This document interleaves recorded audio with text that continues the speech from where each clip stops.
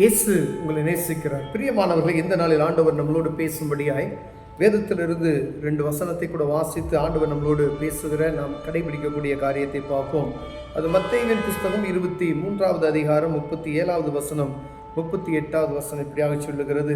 எருசலேமே எருசலேமே, தீர்க்கதரிசிகளை கொலை செய்து உன்னிடத்தில் அனுப்பப்பட்டவர்களை கல்லெறிகிறவளே, கோழி தன் குஞ்சுகளை தன் சருகளின் கீழே கூட்டி சேர்த்து கொள்ளும் வண்ணமாக நான் எத்தனை தரமோ உன் பிள்ளைகளை கூட்டி சேர்த்து கொள்ள மனதாய் இருந்தேன், உங்களுக்கோ மனதில்லாமல் போயிற்று. இதோ உங்கள் வீடு உங்களுக்கு பாழாக்கி விடப்படும். கர்த்தருடைய நாமத்தில் வருகிறவர் ஸ்தோத்தரிக்கப்பட்டவர் என்று நீங்கள் சொல்லும் அளவும் இது முதல் என்னை காணாதிருப்பீர்கள் என்று உங்களுக்கு சொல்லுகிறேன் என்றார். பிரியமானவர்களே, இஸ்ரவேல் ஜனங்களுக்கு ஆண்டவர் அநேக முறைகளை சுவிசேஷத்தை அறிவித்து அவருடைய வார்த்தைகளை சொல்லிக்கொண்டே வந்தும் அவர்கள் கேளாதபடி மந்த இருதயம் உள்ளவர்கள் போல ஆண்டவரை அறியாதபடிக்கு அவர்கள் கண்கள் கட்டப்பட்டு இருந்ததை நாம் அறிந்திருக்கிறோம்.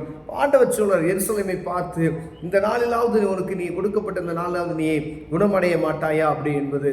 அதே போலதான் நமக்கு இந்த நாட்களில் ஆண்டவர் அநேக வாய்ப்புகளை கொடுத்து கொண்டே இருக்கிறார். பிரியமானவரே, எத்தனை தீர்க்கதரிசிகள், எத்தனை போதகர்கள், எத்தனை சுவிசேஷர்கள் நமக்கு சுவிசேஷம் வருவதற்கு அவ்வளவு வழிமுறைகளை ஆண்டவர் வைத்திருக்கிறார். பிரியமானவர்களே, அப்போ ஒவ்வொரு சபையில கேட்கிறோம், சர்ச்சில் கேட்கிறோம், வெளியில டிவியில பார்க்கிறோம்.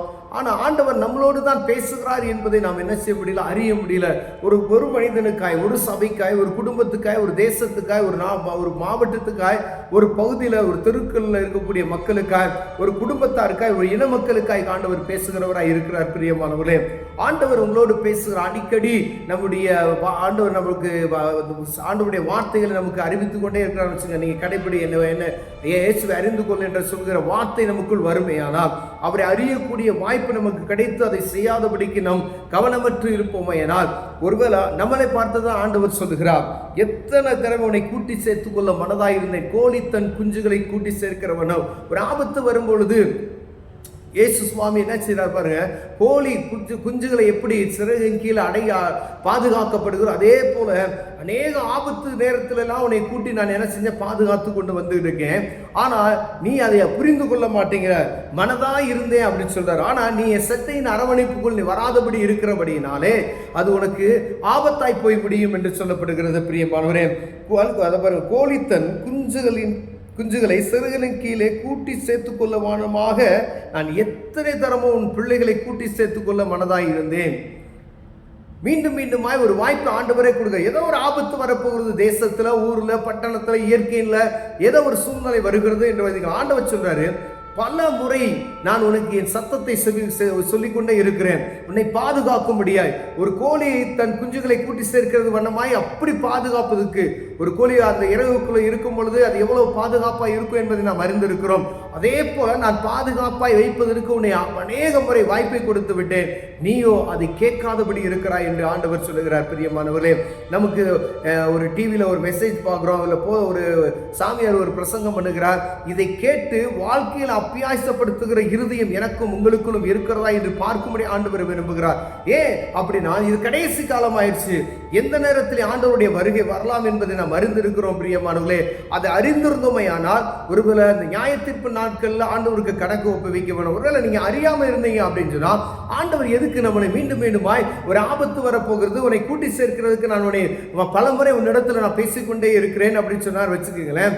அப்ப நம்ம கிட்ட இந்த ஏதோ ஒரு குறை இருக்கு, நம்மளுடைய தேவ சமூகத்துக்கு நம்ம சரியா போகல, சரியான முறையில் நம்ம ஜெபிக்கல, வேதத்தை வாசிக்கல, பரிசுத்தமாய் வாழ முடியல, அப்படிப்பட்ட காரியத்தில் நம்ம இருப்போம்னால் உங்களோடு தான் பேசிக்கொண்டு இருக்கிறார். அன்பு சகோதரனை, சகோதரியே, ஆண்டவருடைய சத்தத்துக்கு செவி கொடுத்து அவருடைய வார்த்தைக்கு கீழ்ப்படிந்து நம்ம நடக்கும் பொழுது ஆண்டவர் நமக்கு உதவி செய்ய வல்லமையுள்ளவராய் இருக்கிறார். அதான் சொல்ல, பல முறை நான் உன்னிடத்துல கோழி குஞ்சுகளை சேர்க்கிறது போல நான் வந்தேன், ஆனா நீ என்ன செய்யல, இடம் கொடுக்கல, என்னை அறிந்து கொள்ளல, நீ என்ன செய்யற, அது உதறி நீ என்ன செஞ்சுட்ட அப்படின்னு சொன்னா உனக்கு மனதில்லாமல் போயிற்று அப்படின்னு சொல்றாரு. அப்ப அதுக்கு கீழே உள்ள வசனம் பாஸ்தவமான ரொம்ப கடினமான வார்த்தைகள். நீ எந்த நேரத்தில் ஆண்டவருடைய வருகை வரும் என்று நமக்கு தெரியாது.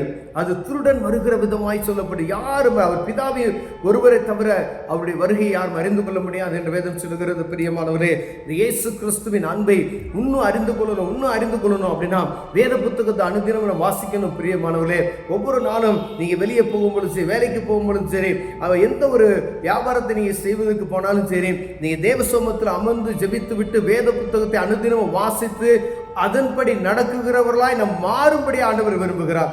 ஏதோ வேதத்தை வாசித்தால் மாத்திரம் போதுமா, இல்லை ஜெபம் செய்தால் மாத்திரம் போதுமா, வெளியே போய் நான் எப்படி வேணா வாழலாமா அப்படின்லாம் கிடையாது.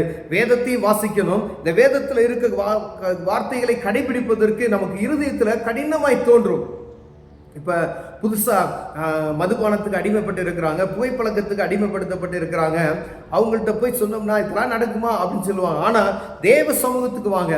இதே ஒரு உதாரணத்துக்கு இந்த காரியத்தை சொல்லுகிறேன்.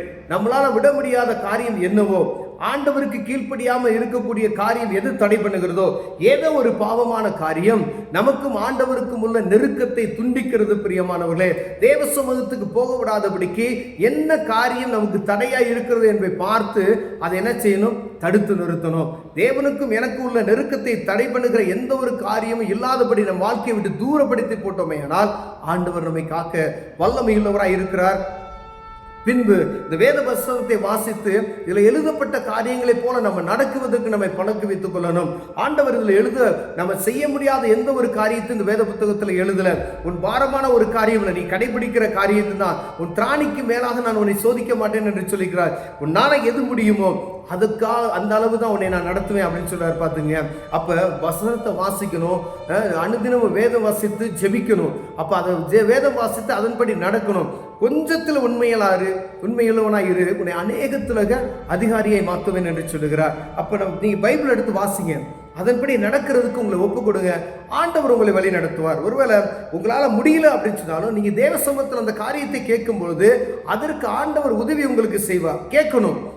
எவன் கேட்கிறான் அவன் பெற்றுக்கொள்கிறான் என்று வேதம் சொல்லுது. இந்த காரியம் என்னால் விட முடியல ஆண்டவரே அப்படின்னு நீங்கள் சொன்னீங்கன்னா ஆண்டவர் உங்களை அதை விடுவதற்கு, அதிலிருந்து உங்களை தப்பித்துக் கொள்வதற்கான வழியை உங்களுக்கு காண்பிப்பார். பிரியமானவர்களே, ஆண்டவர் சமூகத்தில் அவருடைய சக்தியின் கீழ் வந்து அரவணைத்துக் கொள்வார். அவர் பாதுகாப்பில் இருப்போமையினால் எந்த தீங்கும் நம்மை அணுகாதபடி காத்துக்கொள்வார். கண்களை மூடும் ஜெபம் செய்வோம். அன்பின் தகப்பனே, அப்பா உம்ம சட்டையின் கீழ் அரவணைத்துக் கொள்வதற்கு நாங்கள் ரெடியாக இருக்கோம். அப்பா நீங்கள் ஆண்டவர் எங்களுக்கு உதவி செய்யுங்க. எங்கள் பலவீனங்க ஆண்டவரை கீழ்ப்படியாமல் காணப்படுகிற இருதயங்கள் எல்லாம் எடுத்து போடுங்க. ஆண்டவரே, எங்களுக்குள்ள காணப்படுகிற கடினமான இருதயத்தை உடைத்து ஆண்டவரை சதையான இருதயத்தை வைப்பீராக நாங்கள் ஜெபிக்கிறோம். இயேசுவின் நாமத்தில் பிதாவே, ஆமென்.